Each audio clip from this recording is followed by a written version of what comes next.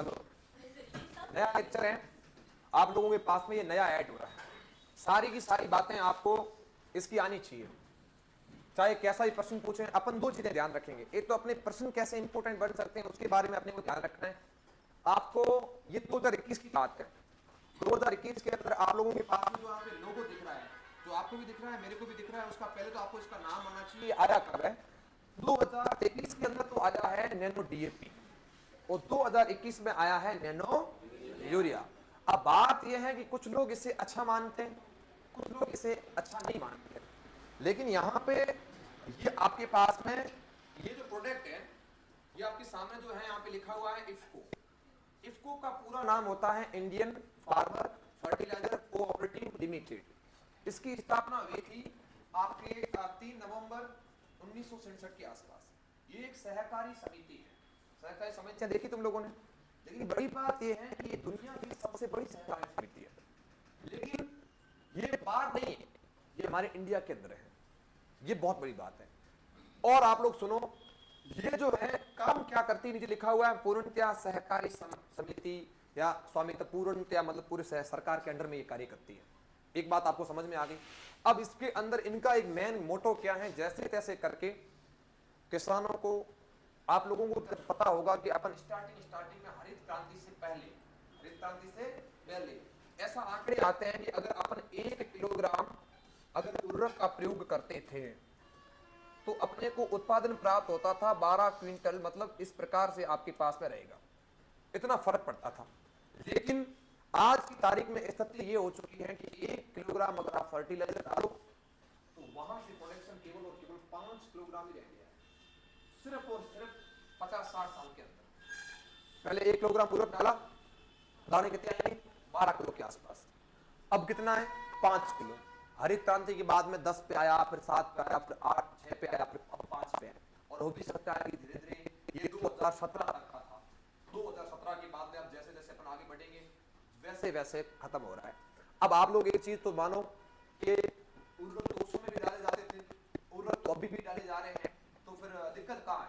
दिक्कत ये है कि ये फर्टिलाइजर अपन ने बार बार डाले तो लफड़ा क्या हो गया कि वहां जो जमीन थी वो क्या होगी, विषैली होगी। आपने देखा होगा कि अपने जो आसपास में खेत होते हैं वहां पे लोग, कुछ लोग ऐसे होते हैं जो जीरे वगैरह की बुआई करते हैं, तो वो आपने को एक स्कीम बताते हैं कि साहब तेरे पास पैसे नहीं है तो क्यों नहीं, तो हम तेरे ट्यूबवेल करवा देंगे खेत में, स्टार्टिंग वाले 5-7 साल तक हम ही इसके अंदर जीरा लगाएंगे और हम ही इसी प्रोडक्शन लेंगे और लास्ट में तेरे को ट्यूबवेल तेरे हवाले कर देंगे। ऐसा खूब लोग करते हैं, अपने भी इधर करते हैं। इसका क्या रीजन है उनको पता है, जैसे कोई ऐसी जमीन पड़ी है जिसके अंदर कभी जीरा वगैरह नहीं बोया गया था, वो लोग क्या करते हैं उसमें साफ सफाई वगैरह करवा के उसमें ट्यूबवेल डाल देते हैं।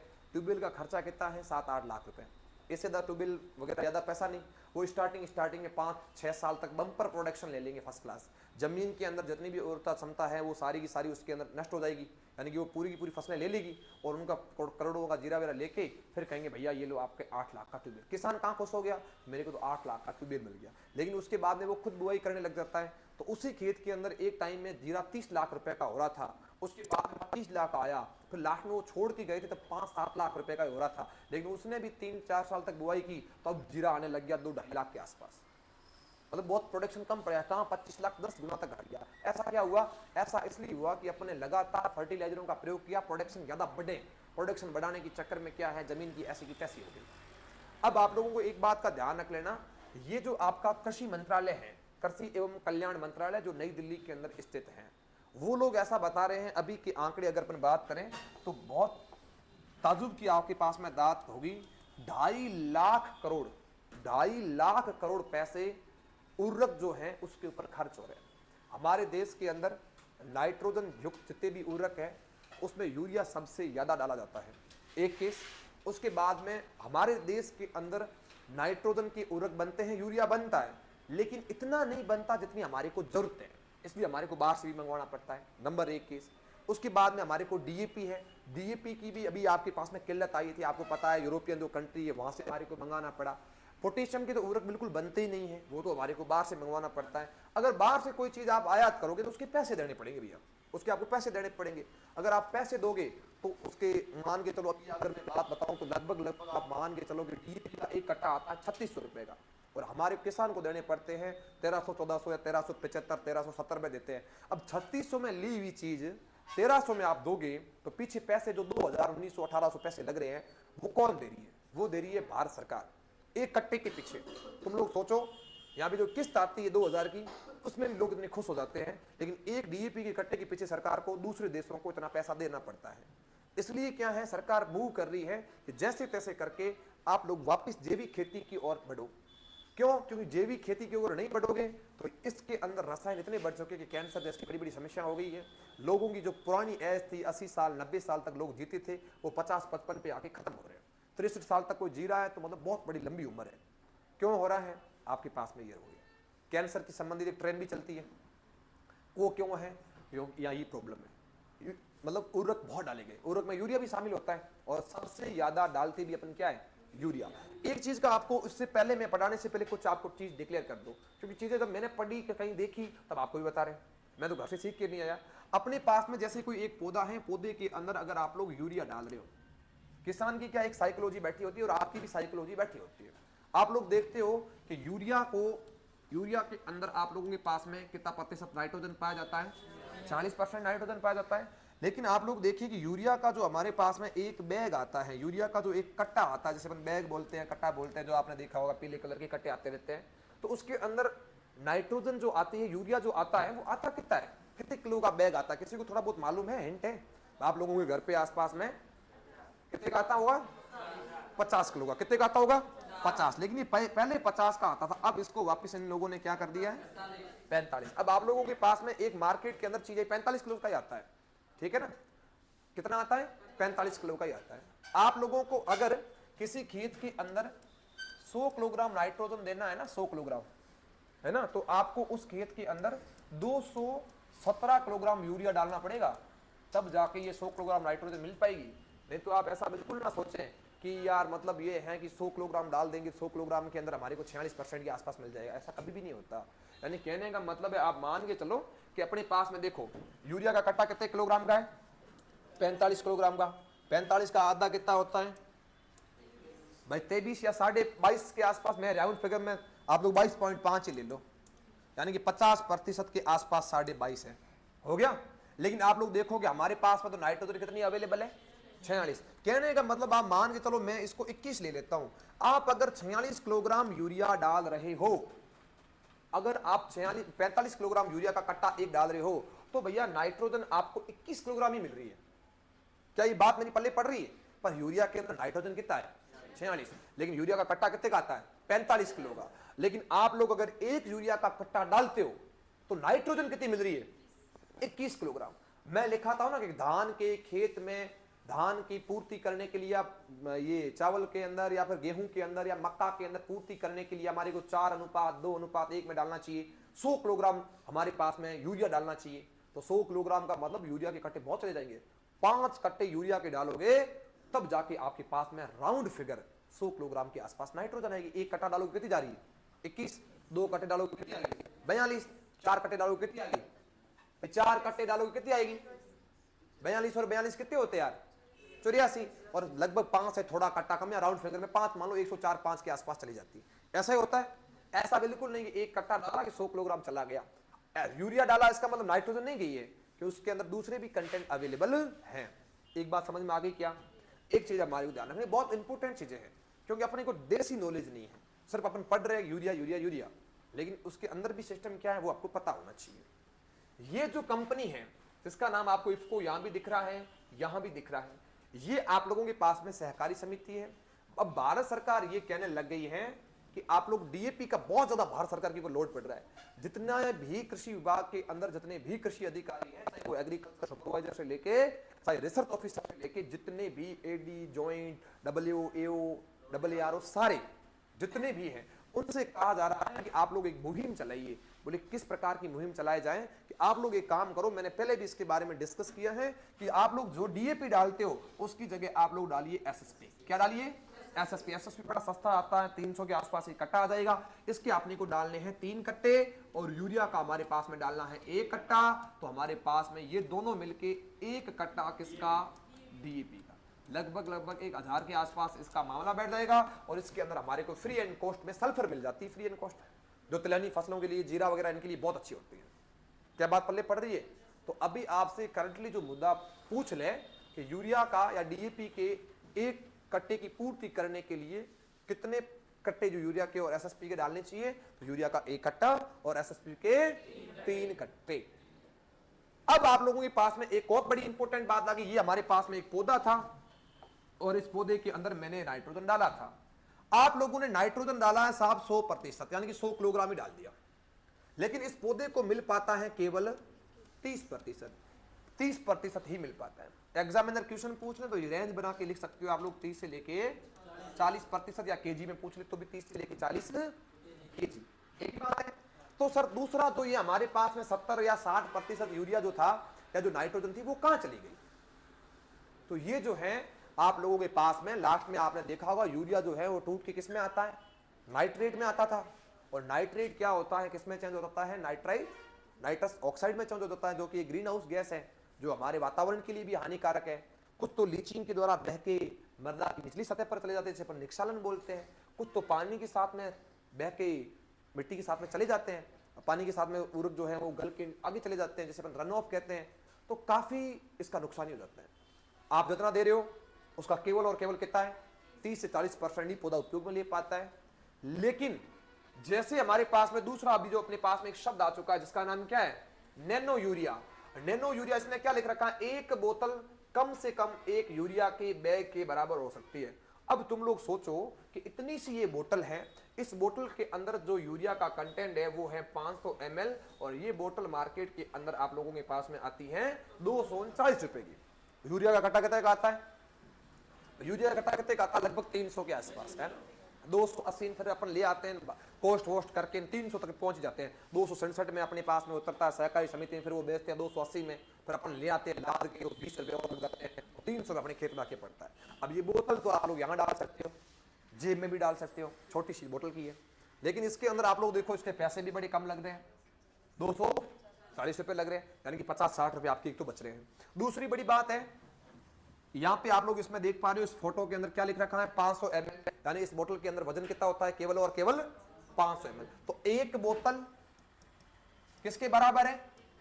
एक यूरिया के कट्टे के बराबर है। ये अपने को पता होना चाहिए, एक यूरिया का कट्टा बराबर एक बोतल। लेकिन कुछ लोग इसे कहते हैं कि ये जो है इतना सही नहीं है, इसको ने गलत प्रोडक्ट दे दिया है। अब इसको क्लियर करने के लिए इन लोगों ने एक चीज क्लियर की थी।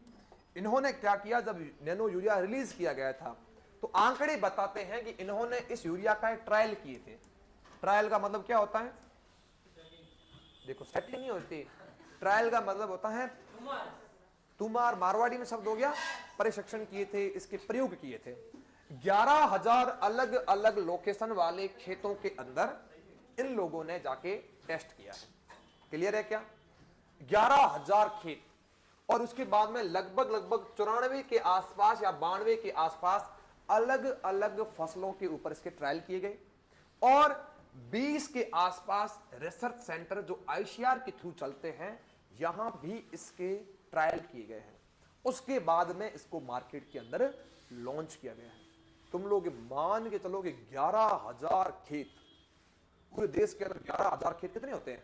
और उसके बाद में 20 बड़े बड़े रिसर्च सेंटर जहां बड़े बड़े साइंटिस्ट बैठते हैं उनसे भी ट्रायल कराए गए, और 92 या 94 के आसपास अलग अलग क्रॉप्स के ऊपर भी ट्रायल किया गया है। ये यूरिया जो है नैनो यूरिया अपने बना है, उसकी हकीकत बात है। आगे बात समझ में?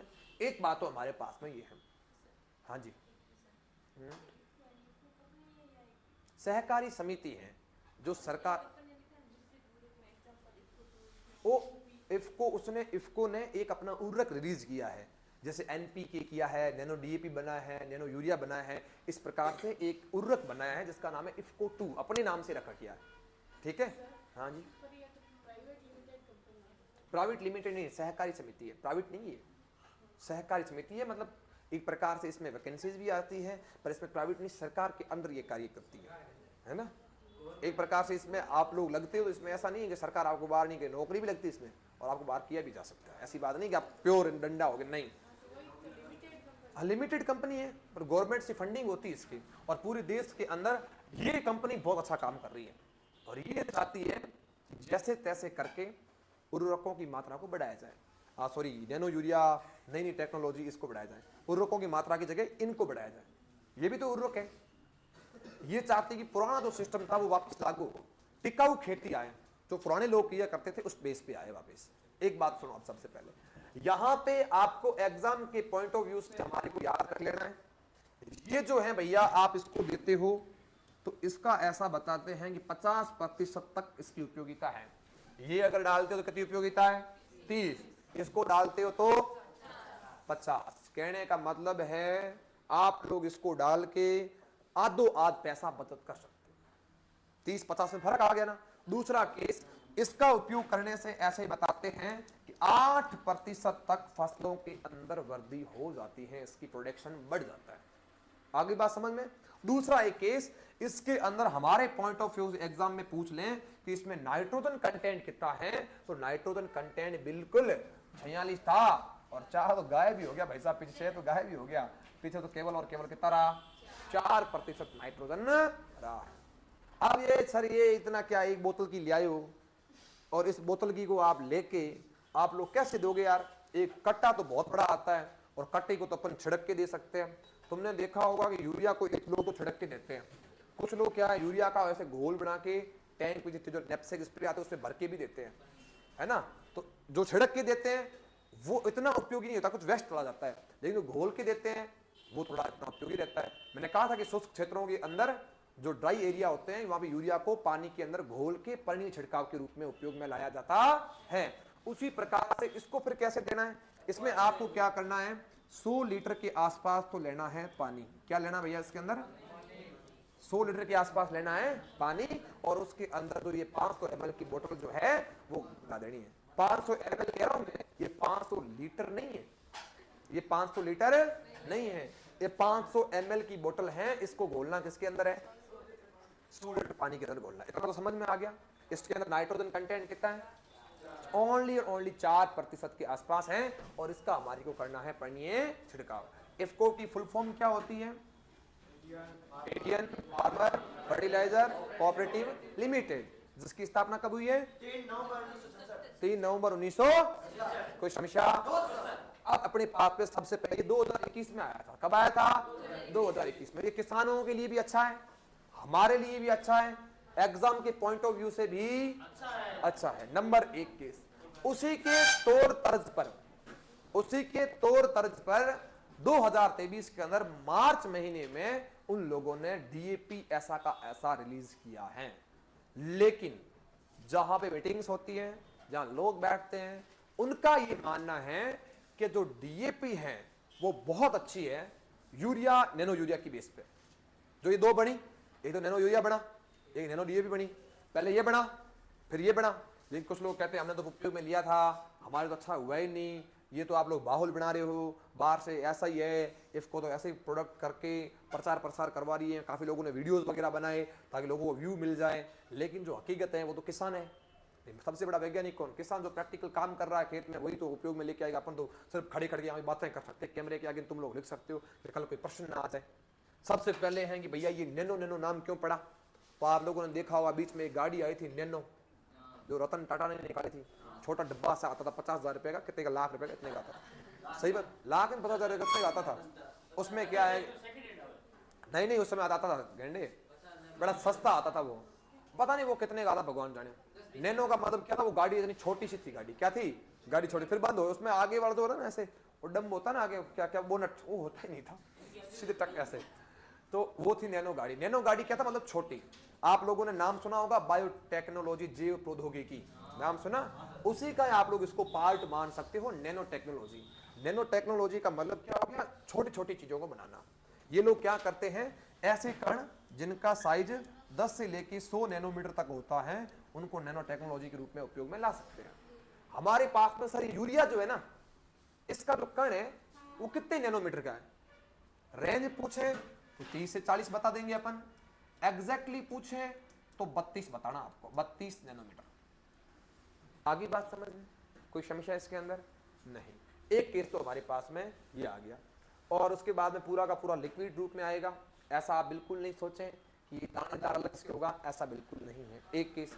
दूसरी बड़ी बात है, एक बात आप लोग सुन लीजिए, यूरिया अगर मैं लियाऊं और यूरिया का लूं कण एक कण है किसका, नॉर्मल यूरिया का, तो उस यूरिया के एक कण में नैनो यूरिया के कितने कण आ सकते हैं।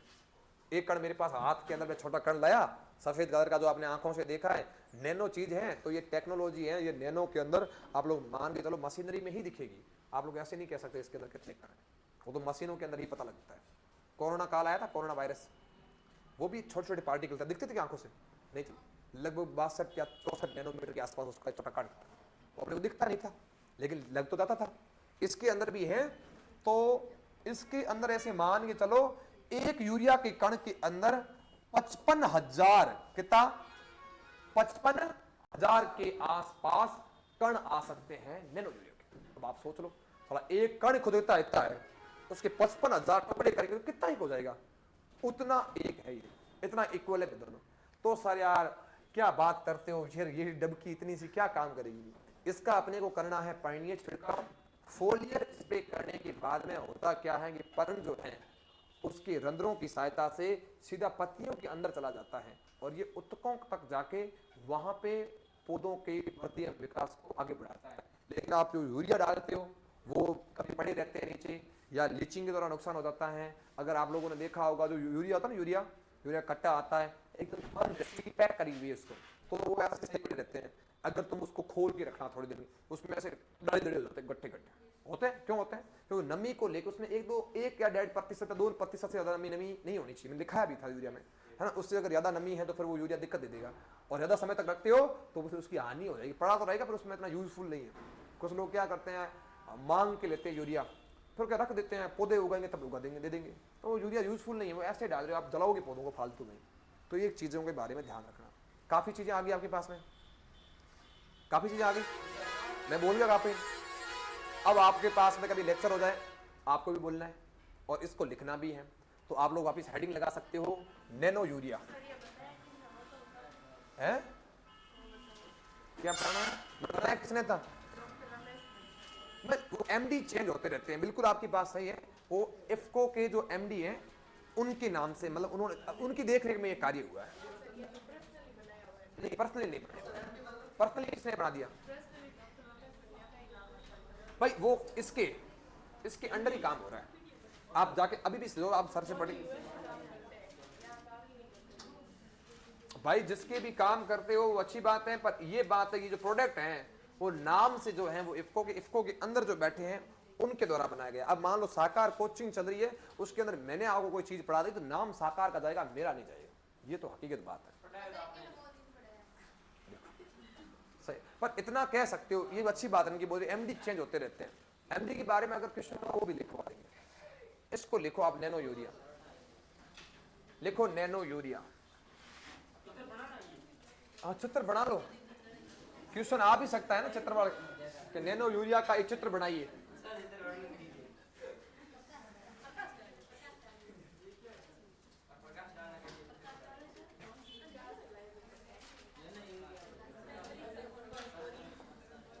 हाँ जी, चलिए लिखिए भैया, हेडिंग लगाओ नैनो यूरिया, लगाया, लिखो इसके अंदर यह एक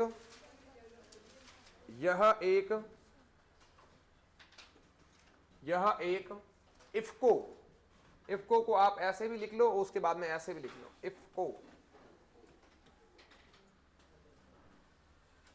यह एक इफको का प्रोडक्ट है, यह एक इफको का प्रोडक्ट है, यह एक इफको का प्रोडक्ट है। लिखा, आगे लिखो इफको की फुल फॉर्म। इफको करो, इफको नहीं, इफको, ये तो थोड़ा देख लेना। आगे लिखो इफको की फुल फॉर्म, लिखो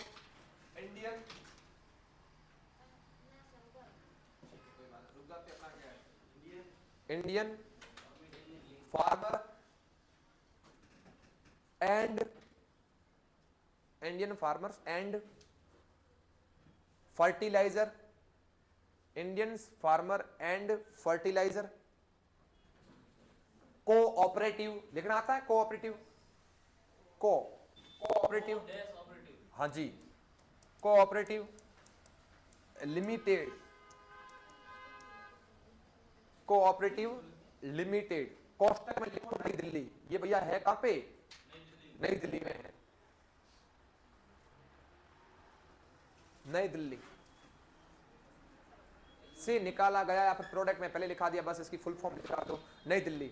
लिखो स्थापना, किसकी स्थापना? इफ्को की स्थापना 3 नवंबर 1967, 1967, 3 नवंबर 1967।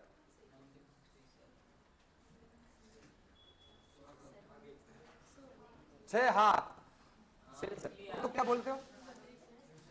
67। हाँ, एक ही बात। आगे बढ़ो। नैनो यूरिया में नाइट्रोजन की मात्रा, नैनो यूरिया में नाइट्रोजन की मात्रा, नैनो यूरिया में नाइट्रोजन की मात्रा 4%, 4%। नैनो यूरिया में नाइट्रोजन की मात्रा 4%। कोष्टक में लिखो 40,000 ppm, 40,000 ppm, 40,000 ppm, 40,000 ppm। फिर जस्ट नीचे लिखो एक कण यूरिया। भैया एक कण किसका? यूरिया का, बराबर 55,000 कण किसके? Nano urea.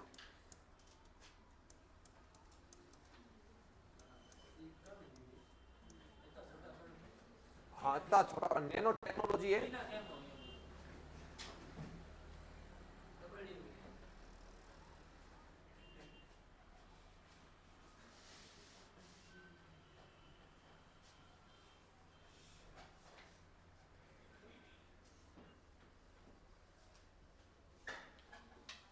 लिखा?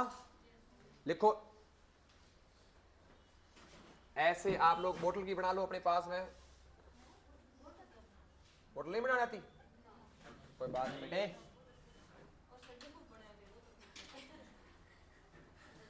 हाँ, बोतल है, ये कितने ml की है? 500 ml की। और इसकी प्राइस कितनी है? 250 नहीं, 240 रुपए।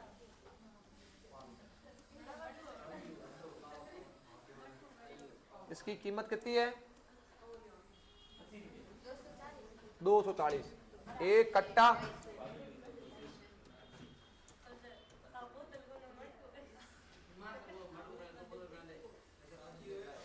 फिर एक कट्टा, एक बोतल बराबर एक कटियो। एक कट्टा और एक बोतल बराबर आके खड़े रह गए। और तुम्हें क्या करना है? तुम बना लो तुम्हारे हिसाब से। लड़कियां वैसे देखो पेंसिल से बना रही, तीसरी क्लास की लड़की तो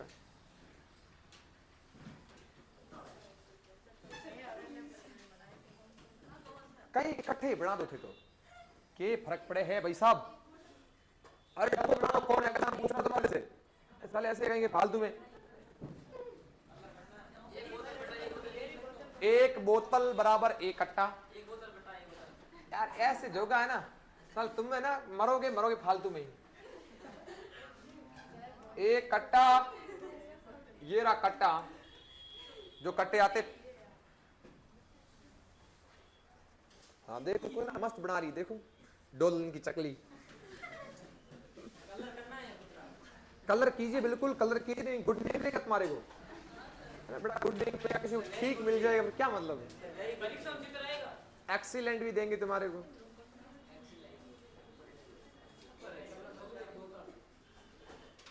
इसी तर्ज पे आपका नैनो डीएपी है, समझने के लिए इतना ही खूब है। लिखा? ये वेरी वेरी मोस्ट इंपोर्टेंट है।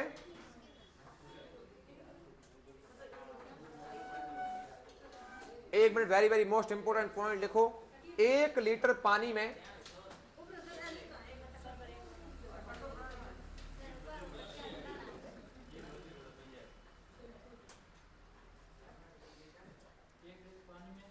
एक लीटर पानी में, इसके अंदर जो आंकड़ा है वो अपने को अच्छी तरीके से दिख जाएगा। 1 लीटर पानी में 2 से 4 ml, 1 लीटर पानी में 2 से 4 ml नैनो यूरिया को मिलाकर 2 से 4 ml, 2 से 4 ml नैनो यूरिया को मिलाकर पत्तियों पर छिड़काव करना चाहिए। अंडरलाइन कर लेना। 1 लीटर जल में नैनो यूरिया की मात्रा कितनी उपयोग में ले आते हैं? 2 से लेके छिड़काव करते हैं।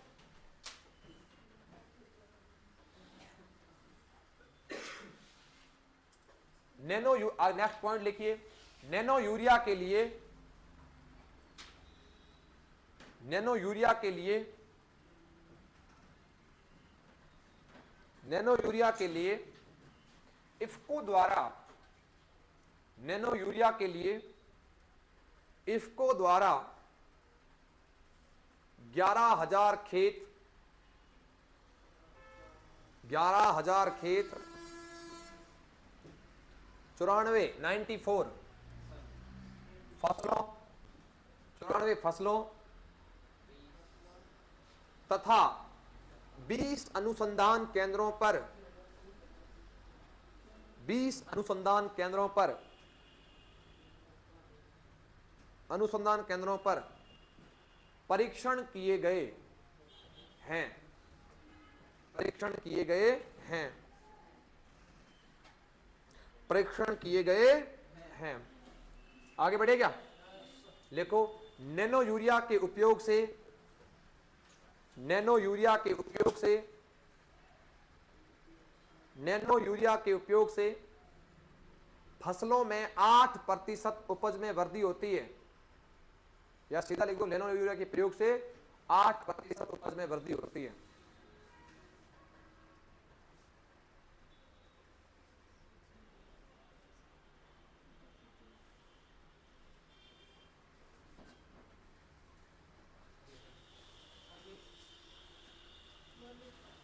आगे लिखो, यूरिया के कण का, नैनो यूरिया के कणों का आकार, नैनो यूरिया के कणों का आकार, नैनो यूरिया के कणों का आकार,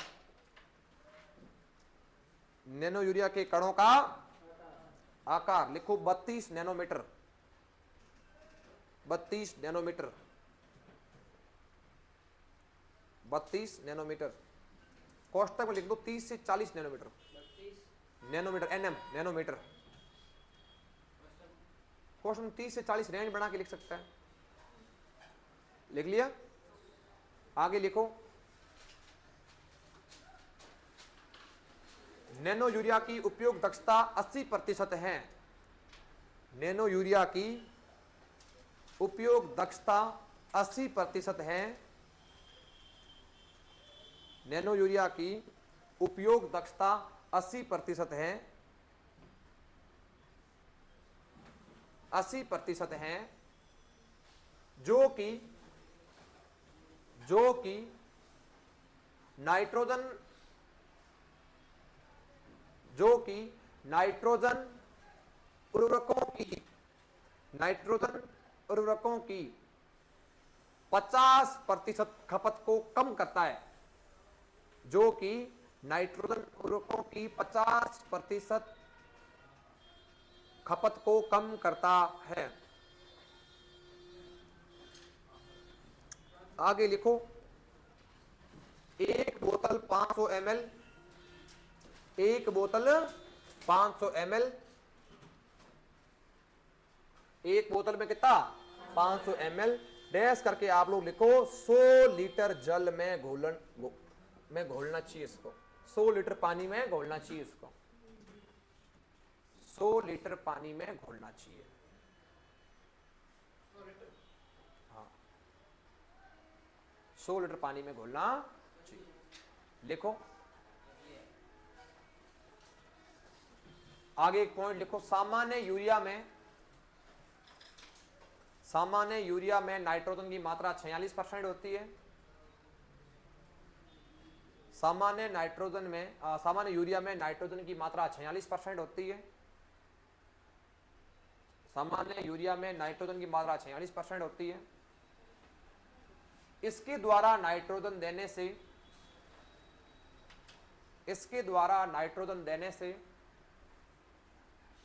पौधे द्वारा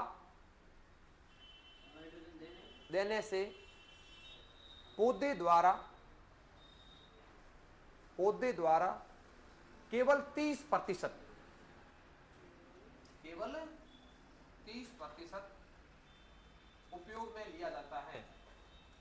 उपयोग में लिया जाता है। यानी कि यूरिया के द्वारा अगर आप नाइट्रोजन दे रहे हो तो उपयोग दक्षता कितनी है? केवल 30 उपयोग में लिया जाता है।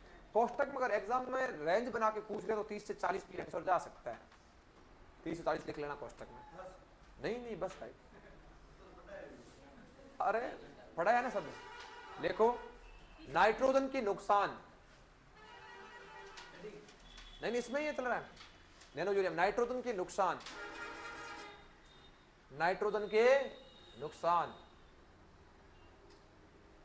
पहला पॉइंट लिखो लीचिंग द्वारा।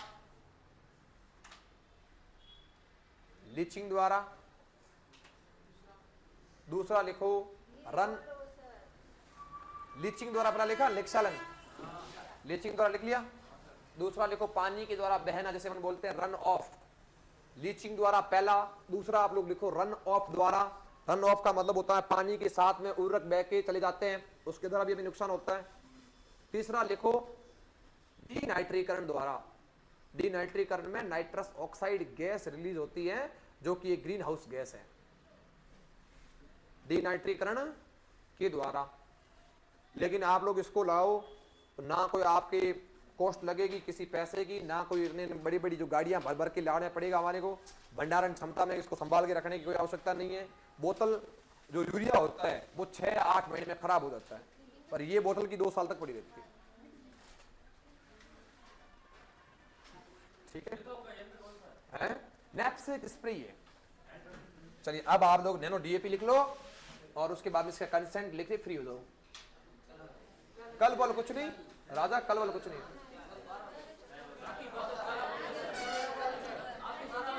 कोई बात नहीं, इसको बस कंटेंट लिख लो तुम लोग। नैनो डीएपी नाइट्रोजन की मात्रा 8% और फॉस्फोरस की मात्रा 16%, पोटेशियम की मात्रा है आप लोगों के पास में 0%। हेडिंग क्या है इसी के पॉइंट लिख लो, नैनो डीएपी सामने तो पड़ा है बोर्ड पे। लिखना क्या है? ओहो, नैनो डीएपी लिखो नाइट्रोजन प्रतिशत 8, नाइट्रोजन प्रतिशत 8। ठीक है, देखो फॉस्फोरस 16,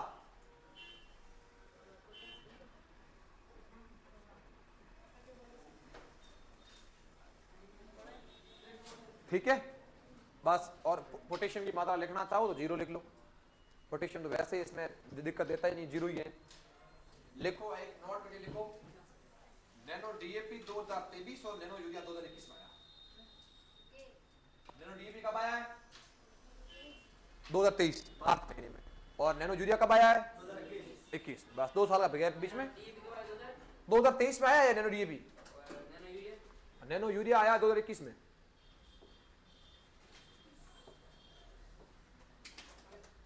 बस ये आप लोगों ने देख लिया। रुको तो क्या जाना जफला था साले, आराम खोर कहेंगे।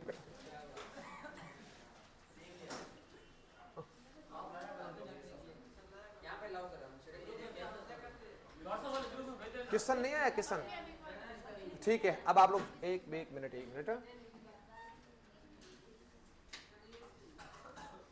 लिखो, ये पॉइंट लिखो। अरे मैं जो बोल रहा हूं वो लिख लो चुपचाप।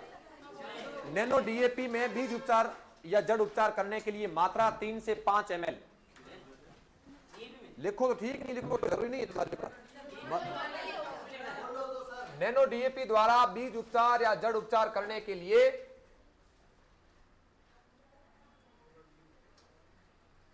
नैनो डीएपी के द्वारा बीज उपचार या जड़ उपचार करने के लिए मात्रा 3 से 5 ml 5 ml, और पत्तियों पर छिड़काव करने के लिए 2 से 4 ml, सेम उसकी तरह। बाकी आपकी इच्छा है। इतना लिख लिया अपन ने। इधर सामने नहीं दिख रहा तेरे को? ये पत्तियों पे छिड़काव नहीं लिखा हुआ है, गलती तेरी नहीं है। पत्तियों पर देख 2 से 4 ml है ना, और बीज के लिए 3 से 5 ml। कॉपी में नहीं कि क्या करे, बच्चों के पशुओं की दूर से पहुंच से दूर रखें, ये अपने लिए बोल रहा है। और यहाँ नीचे लिखा है गेंडों से भी दूर रखें। बिल्कुल बिल्कुल ठीक है भैया, ये आपका ये लेक्चर